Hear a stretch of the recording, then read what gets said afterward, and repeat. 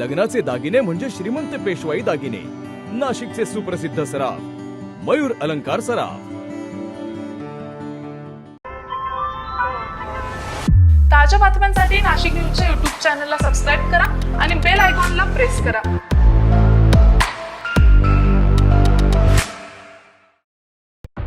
नाशिक महानगरपालिकेच्या सर्वसाधारण महासभेमध्ये आज एक वेगळंच चित्र पाहायला मिळालंय। म्हाडा प्रकरणाच्या चौकशीवरून महासभेतच बॅनरबाजी करत थेट संदेश देण्यात आलाय। नगरसेवक मुकेश शहाणे यांच्या वतीनं मुख्यमंत्री देवेंद्र फडणवीस यांच्या अभिनंदनाचे बॅनर महासभेमध्ये झळकविण्यात आले।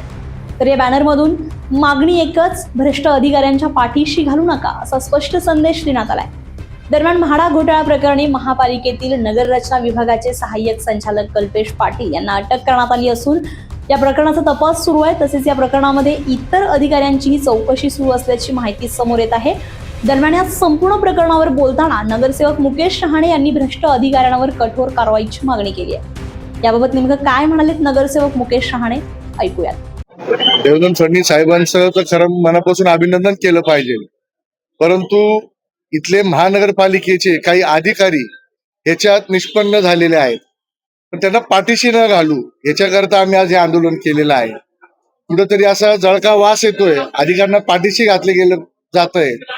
मोदी साहेबांचं, फडणवीस साहेबांचं मोठं स्वप्न होतं आपल्या गोरगरिबांना घरं मिळाले पाहिजे, आणि या इथं बसलेले काही अधिकारी आहेत त्यांनी गरिबांच्या डोक्यावरची लोणी खायचा प्रयत्न केलेला आहे। त्यांना कुठेही सोडता कामा नाही।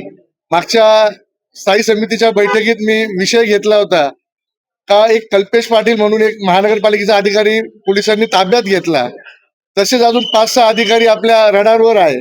त्या दिवसापासून तर आजपर्यंत सगळे नॉट रिचेबल झाले आहेत।